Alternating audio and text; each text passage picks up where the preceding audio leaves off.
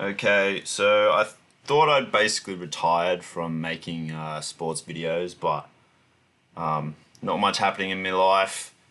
My beautiful missus said I should make some videos. So I'll try and use my wealth of knowledge and try to educate you people about the game and hopefully have a bit of fun along the way. So I'll just break down what's going on. Now, I'm going into this with absolutely having paid zero attention to the NBA for years because I think the product's clearly declining. That's represented in the 40% drop in viewership. So, yeah, I'll review this and maybe I'll watch some, catch up on some UFL, Gridiron, and maybe some other basketball. I'll just basically go on until I can't be bothered to continue. So just breaking down the play. So Anthony Edwards isolated up top against Chet Holmgren. He's got some offensive skill, that's for sure. Now, I've been a bit of a hater of SGA. In fact, you can look at my channel and I evaluated whether he was MVP worthy. And I'm evaluating like pretty obscure players. This guy's one of the best players in the world, and I think he's playing in some obscure Europe league. But I do evaluate whether Shai is MVP worthy. Does this function even fucking work? Anyways, you can check it out. It might be a more recent video.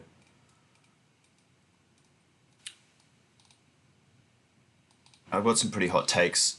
Brock Purdy got a bloody $50 million, $60 million, $70 million a year contract, and I think he's fucking replacement level. Like, you throw any like half decent college quarterback in for the Niners and he's going to perform as well as Purdy has. I think Purdy's generally had a pretty good O-line. Obviously, like, interesting play calling, which is something I haven't really focused too much on, which maybe I should focus on more. Because my focus has just been evaluating individual players, not like schemes and stuff. But, he's had Debo and George Kittle to throw to and a pretty decent O-line. So now that the roster is going to be generally inferior, unless the Niners draft really well, they're not going to be able to pay free agents and Purdy's not a guy who's carrying your team to championship, for goodness sake. So why are you paying him like that? And it's a testament to the fact that quarterbacks can be easily replaced if he's a bloody former last pick in a draft and he's been able to perform reasonably well. But didn't the Niners just came off of shithouse season?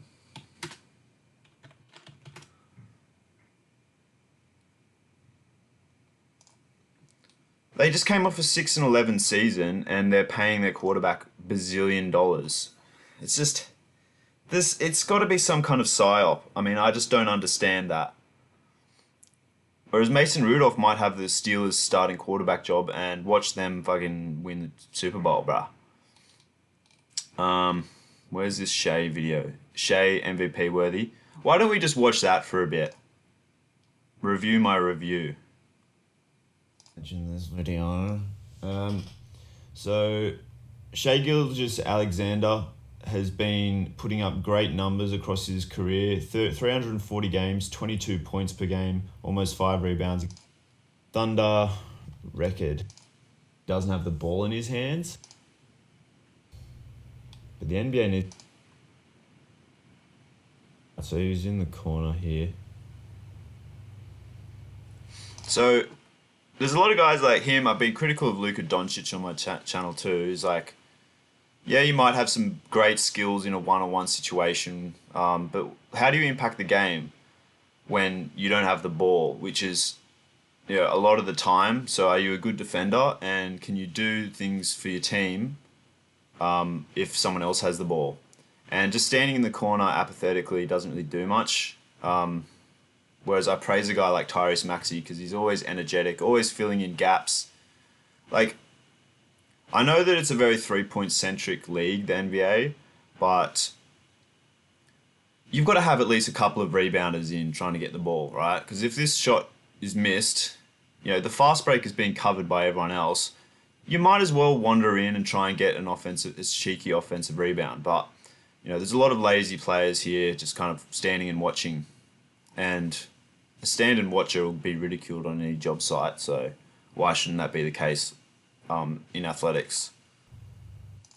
But you'll see my review of Shai if we watch this playoff game recap. I mean, they are in the Western Conference Finals, so they're obviously doing something right. And to be fair, when Shai was drafted, was it 2018, 2019? I wouldn't have drafted him. But he's improved to a level where, like, he's clearly, NBA quality. But I don't think he impacts the game enough to be deemed one of the league's best players. But hey,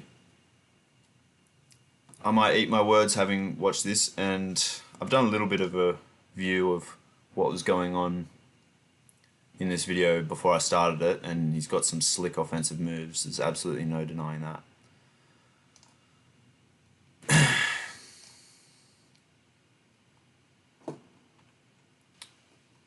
So using his left hand really well, which, some NBA players can't even use their offhand, which makes you wonder how they're even in the freaking league. Pretty weak left hand, gets a kind of a bullshit call. Anthony Edwards just being a troublemaker. So that's the spin move. He's got a strong right hand, that's for sure. And this is fat ass Julius Randle doing absolutely nothing. Fat ass Anthony Edwards. Both of them have tits. And just giving up a bloody a dunk. Even if you still give up the dunk, you just cannot give the other team a mentality that there's going to be any easy baskets. And this is just pathetic.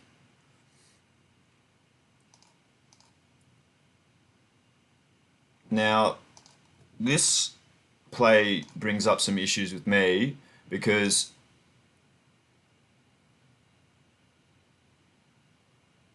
that's an open three, that's an open dump off, but Edwards is just driving in recklessly, and what happens? He does the old bloody ankle twist. Now, I've got a little anecdote from my own basketball play here. So, first of all, drawing a charge is one of the stupidest things you can do. I don't give a shit if it gets called. You're asking to get an elbow to your fucking eye socket, alright? And I have seen a guy have to have 10 stitches in his forehead from trying to draw a charge. And then Edwards lands and dislocates his ankle. And this same guy that I grew up playing basketball with, he did the exact same thing, dislocated his ankle completely, where it was, gross, So, for the young kids out there, all right, so you've beaten your guy. These two guys are sagging. Kick it out. Don't try and bloody drop 50 points by yourself. Just easy buckets. And Edwards charges in. Edwards might be out of the league by the age of 30 because you can't treat your body like this. And, it's a measure of a truly great player if they're still contributing in their mid-30s. And do you see Anthony Edwards being a great player in mid-30s once his athleticism is gone? Naz Reid is aching for a bloody dump-off dunk. This bloke's standing out the 3-point line. But no, Edwards has got to go up himself, apparently. And Caruso's just, drawing a charge is just dangerous. Now, Randle has developed a 3-point game, so that gives him a little bit more value.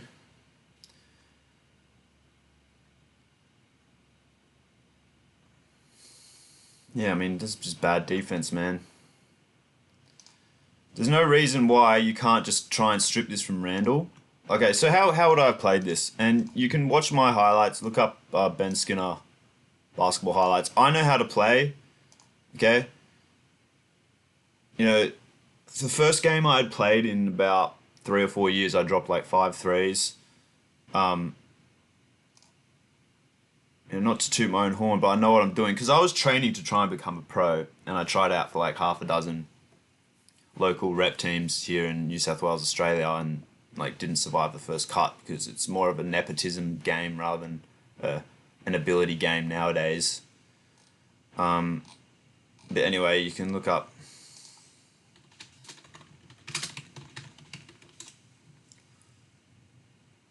That's me. I was playing in a league where rather than the league control what jerseys you can wear, where it's like, okay, one team is light, one team is dark. They're like, let's allow teams to bring their own custom jerseys. So they're all dark, so you don't know who your teammate is and who isn't. All right, so I catch the ball, see a guy attacking me. I'd try and get middle where there's more options. Little dump off.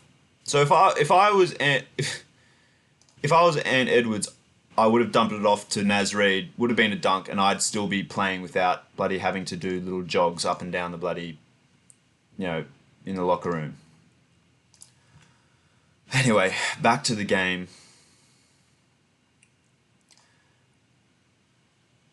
I don't know, you just be pressuring, I guess, but, that's...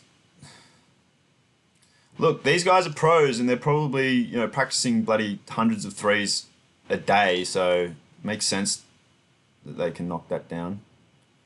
So Edwards is back out there. Good for him. Wow, going up for dunks. He must have gotten some kind of steroid or fucking injection, eh, to be able to do that.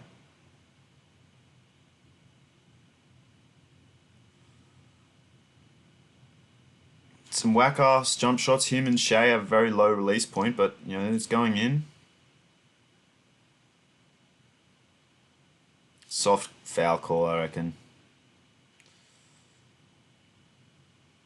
Wow, did anyone else play in this game other than these two?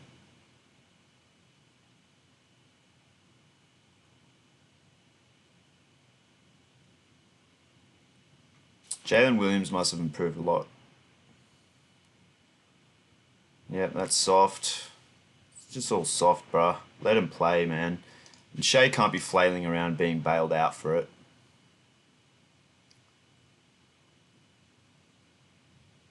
Return of the Unicorn, hey? Holmgren's good. I mean, that's a bit of a foul, isn't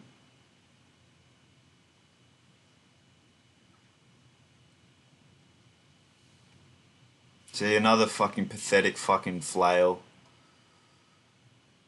Like, Shai's looking for the contact to draw a foul so much that you just pull the chair on him. Like, just retreat backwards, don't be pushing into him, and just let him just fuck around. Because we watched earlier where he drove with his left hand and it was just an absolute, it was an absolute dud. See, there's a foul call there. It's just, how many fouls does he draw and how many of them are legitimate? And if you just give him some space, yeah, the refs might still bail him out. But he can't finish at the rim through actual contact, can he? Or just give him space, He's not going to hurt you. He only hurts you through drawing fouls, based on this tape.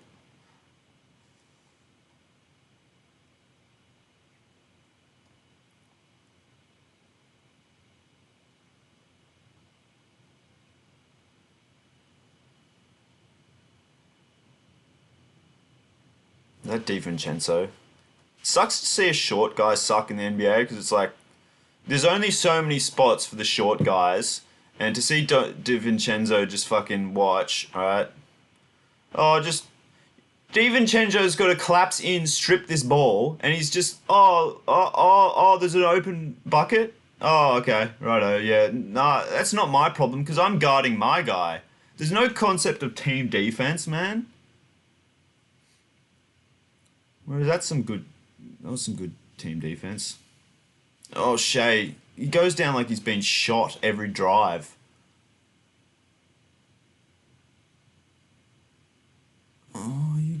okay.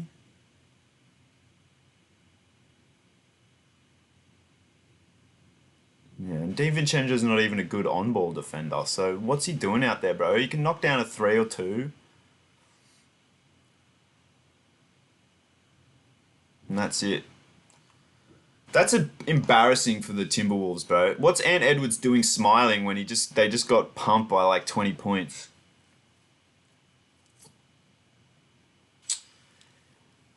Anyway, that's my review of this game. It's the first game in the Western Conference Finals. Based on all that, how do these two? I mean, when I evaluate players of my own, I see most of the best players not even get drafted. Like, I understand that there might be a dilution of talent in the NBA because guys are getting picked probably just for being tall, athletic, and knocking down threes. But who's actually got game anymore? The flops from OKC, my God, yeah, I can vibe with that.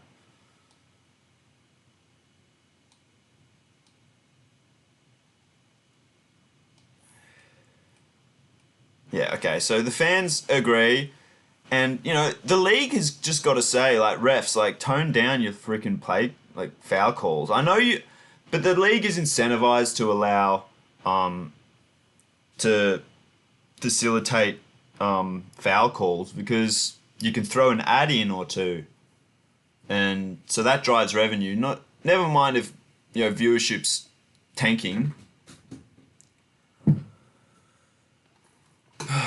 But the NBA doesn't have a competitor in North America, do they? You know. Let's look up. Let's look up if it's even bloody legal to start a competing basketball league.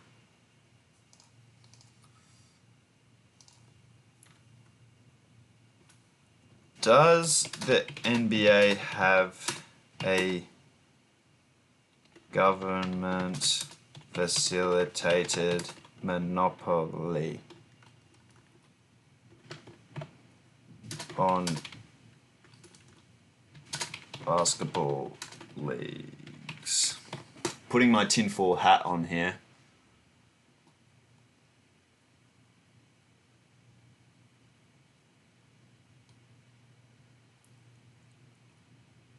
The G League is the NBA's developmental league. The Big Three is just a tokenistic league. International leagues, yeah, that doesn't count. I mean, I'm all for a rival league like starting up and getting big enough and then merging with the NBA. Like, I would actually like to do that in Australia, but who's trying to do that? That's why the UFL is so good for gridiron because it's going to hold the NFL accountable.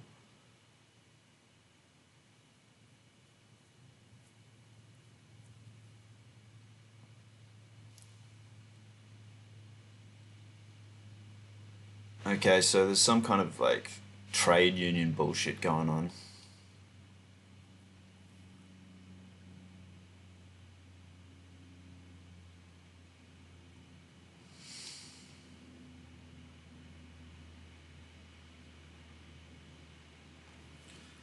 So where would you start so American city populations? Let's say I want to start a basketball league in America to start competing against the NBA. Where would I start it? Who doesn't have a league? Who doesn't have a team, rather? San Diego.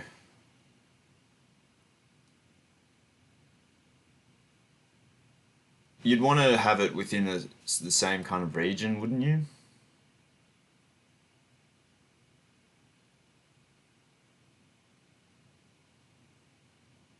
Where is basketball even popular? Obviously, Seattle jumps out. You'd probably do Seattle, San Diego, maybe a Texan town.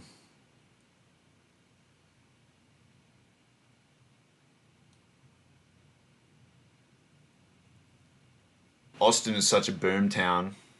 that I'm sure there's some entrepreneurs you could convince to put in some funding for it.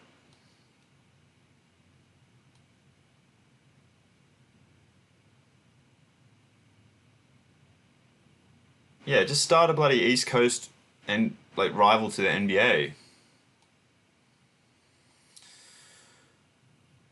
And within 3 years, open 3 more teams on the East Coast. Something like that. Anyways, I digress. Is that enough content for today? Motion Station. I've never understood this branding. Like, why isn't it just the NBA's account? What? Let's look that up. What's the origin of the NBA calling their YouTube highlight channel Motion Station?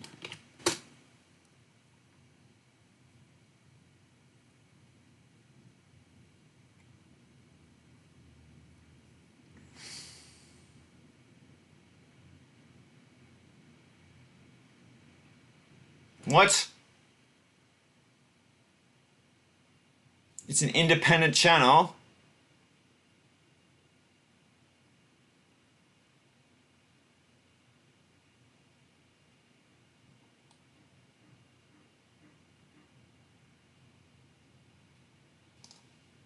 Let's get to the bottom of this, bruh. What the hell is going on? Because they're getting hundreds of thousands of views. So it's... What's the oldest? So were they just uploading... So let's compare this to the NBA's channel. The NBA is so lazy with their content. They don't control the narrative like, the UFC does. They've got... You look up NBA and they're a huge entity and they don't even come up in the results. And Motion Station looks like the bloody official publisher. So where's the NBA channel? Here we go. Okay. Alright.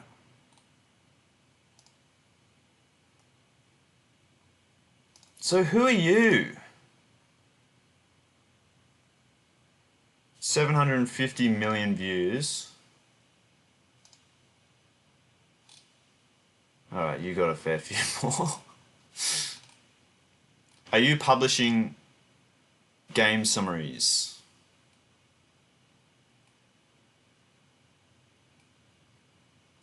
Kind of.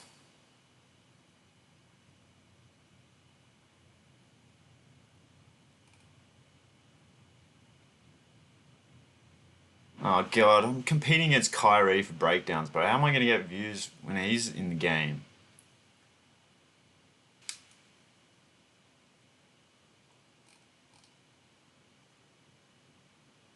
What is this link to, bruh?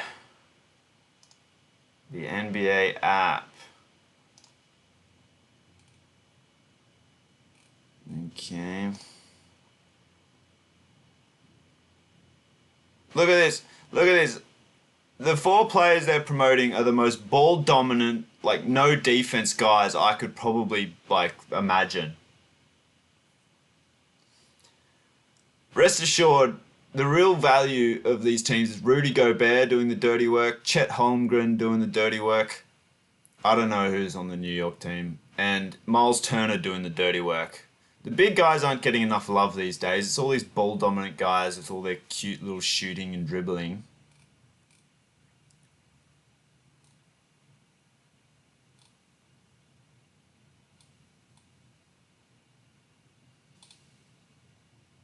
Yeah, I honestly don't even know who's on the rosters these days.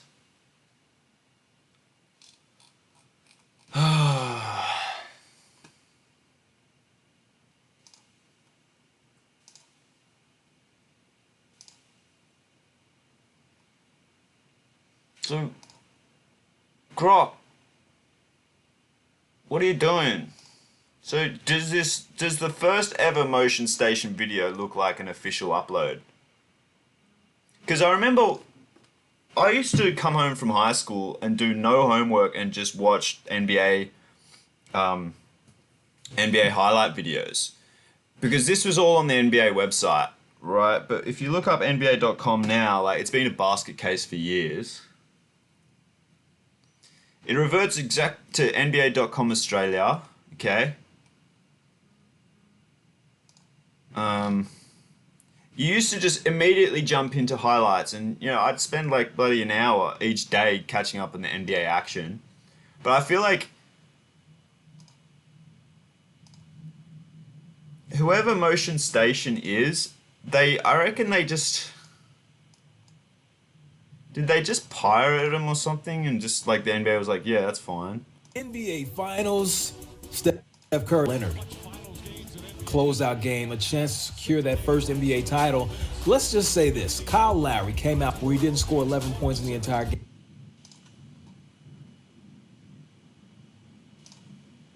Who are you? Should I report them for copyright infringement?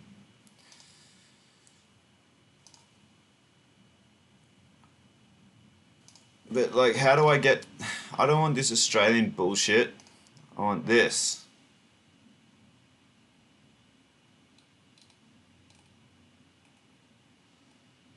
Anyway, that's enough ranting for today, I think. That's all I've got in me. But I don't know, I might put in the grind. I'm quite inspired by MMA Guru. I mean, I would have liked to be where he's at now, being kind of an outsider, but being like a much beloved commentator on American pro sport, which is what I was trying to do with Basketball and Gridiron. I've got some decent results in my career, but it just wasn't rewarding enough for me to continue. What's the data here? 230,000 views. But what I found, like, I think YouTube definitely just rewards effort posting. Or it's like I started to just post every day, and I'd have some hits, right? 1,600 views, 1,400 views, 600 views. Some misses as well, but I got a lot to say, man, so I don't know if I'll be struggling for content. It's just about motivation. Anyway. I might live stream. I'll do like a... Who's playing tomorrow?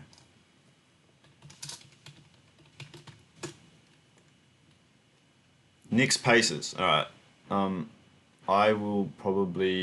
might do a game companion.